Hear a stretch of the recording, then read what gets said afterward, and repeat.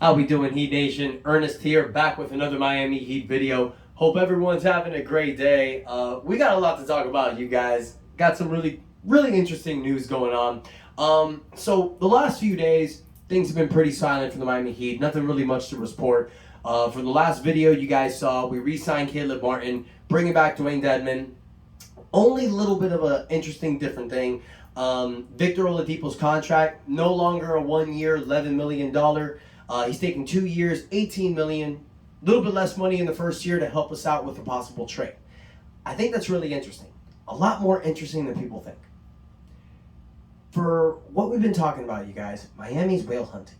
We understand that bringing this team back without a starting power forward after losing PJ Tucker, it's Eastern Conference Finals again or bust. But it's not a guaranteed contender.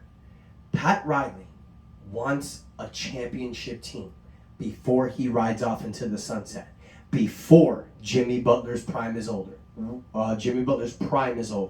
We are seeing that Pat Riley is fully committed into delivering a championship in Jimmy Butler's run. So in order to do that, you need to get a Kevin Durant, a Donovan Mitchell, or upgrading the power forward position and just running it back with this team one more year and seeing what happens. That last part may suck for a lot of people, but this team almost went to the NBA Finals and they were not healthy. So you never know.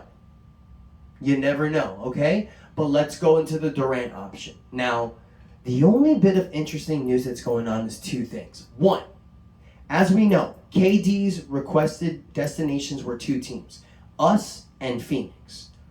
He wants that storyline feel-good moment. He wants to go to a team that was recently heartbroken, Phoenix and Miami, and win a championship there to be the savior, okay? Phoenix might be out of the running because Indiana is planning on giving DeAndre Ayton a max contract. And by doing that, Phoenix either needs to match it or let him walk. And if they let him walk, they lose their biggest trade chip in the possible Durant deal. So that happens, I think it puts Miami in the running. Another interesting thing that's recently happened.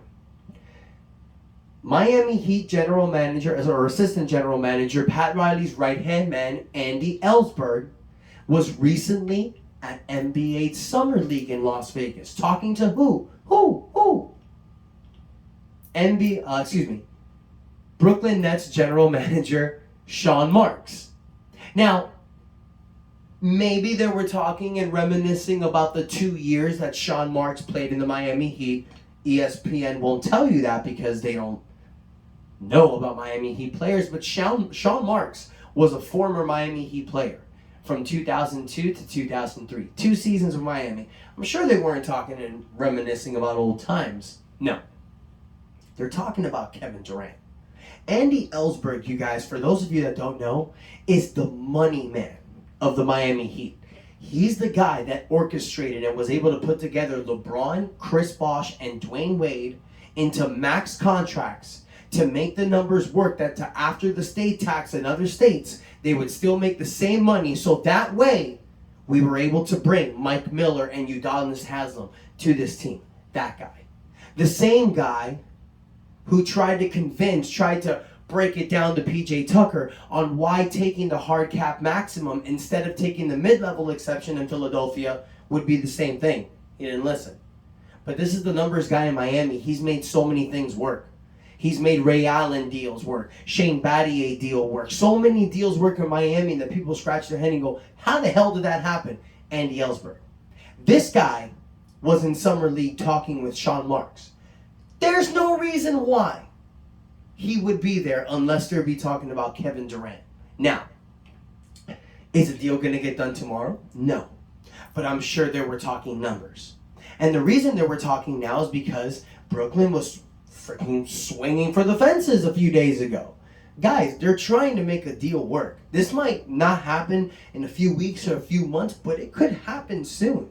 Kevin Durant could tell Brooklyn, if you guys don't make this happen, I'm not going to report to camp. You need to find a trade suitor for me. James Harden got himself out of Houston and Brooklyn. Players can do it. Kevin Durant can do it. He can tell them, you need to trade me because I need to go into training camp with my new team. So Brooklyn might be trying to get this done. ESPN won't tell you that, but that might be happening. And if that happens, Brooklyn needs to trade Kevin Durant somewhere that he's going to be happy, because if you trade him to Toronto or somewhere he doesn't want to go, he doesn't have to show up. He can have a knee injury. And now the team has to deal with that. Miami is a preferred destination. It was on his wish list. You trade him to Miami, he's going to want to play. Now, you can't trade Caleb Martin, Dwayne Dedmon, Victor Oladipo. Those are very tradable contracts, but they can't be dealt until December and January. So if you're trying to do tradable trades, you do that for down in the future. But make a deal work now. Two options. Miami can pull a package. It could be either Miami can trade Tyler Hero, Duncan Robinson, throw in 3 first-round draft picks, one of these young players like Omar Yurtseven, Gabe Vincent, Max Strus for KD, maybe some salary dump, make the numbers work, pick swaps, take a third team to make the numbers work. Andy Ellsberg can do this. You've seen this happen so many times. When we traded for Jimmy Butler and had to dump Josh Richardson and Hassan Whiteside, and then we threw in Portland to max in and get in Myers Leonard, Andy Ellsberg makes this work. It can happen. Miami might have to throw in Kyle Lowry to make the numbers work. It's possible. What Miami is trying to do is to try to make a team surrounded by Jimmy Butler, Bam Adebayo, and Kevin Durant. That's what Pat Riley wants. Brooklyn is trying to get Bam Adebayo. But they can't trade for Bam Adebayo straight up from KD because Ben Simmons is on that team. And you can't have 2 players on an NBA rookie max salary extension. You can't have that. It's against the rules. So if Bam Adebayo needs to be added in the deal, you need to find another place for Ben Simmons. Miami's not going to take him. And I do not want to give up Bam Adebayo to get Kevin Durant. Because now we have Durant and Jimmy, and we're not in the same boat, but, that's not what you're trying to do. I'm a cocky Heat fan. I want it all. I want Jimmy, Bam, and KD on the same team, and then we'll figure it out. All right? Now, if that doesn't work, if that doesn't happen, it's like I said earlier, you have option 2. What's option 2? Well, you've done it. You brought this team back, which is not really a bad thing because this team took you to Game 7 of the Eastern Conference Finals. Now, we know that next season without P.J. Tucker, with that hole in the starting power forward position, at best, we'll get to, second round Eastern Finals again. Maybe we might squeak in the finals, depending on who's healthy. Because that's really what it's all about in the NBA. It's not always about who's the better team. It's about who's the healthiest. We saw that with Miami and Boston. I'll say it. Miami was the better team, you guys. Boston was just more healthy. But they were still a great team, and they've upgraded and gotten better. So if you want to beat Boston, you got to fill in these holes that you have. The main hole we have is a starting power forward, okay? Yes, we have Yurtseven. We have Dwayne Dedmon coming back. We have Nikola Jovic. We have Yurt. We have this new kid, Orlando Robinson from Summer League, looking nice. Caleb Martin's back. I don't see anyone as a real starting 4. So you bring in KD to fill in that hole.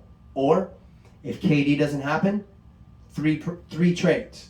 The most tradable contract that we have and the least likely player that we're going to need is Duncan Robinson. We saw that in the season. We saw that in the playoffs. I love him. I think we can find a spot for him during the season, but it just might not work. So if it doesn't work, what do?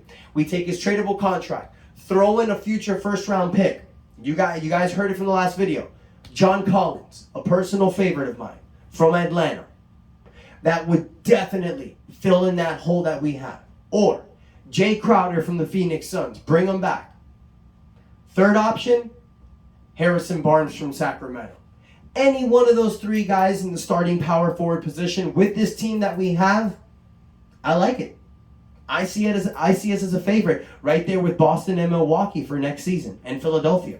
Let me know what you guys think. Let me know which idea do you like, which one of those 3 players, or if you're all in the KD thing. Or Donovan Mitchell. Utah recently said they're open to trade offers for him. So let's see what happens there, you guys. Let me know in the comments what you think. Hit the like button, but most importantly, you guys, hit that subscribe button. Thank y'all so much for the love and support. Until next time, your boy Ernest out. That's enough said.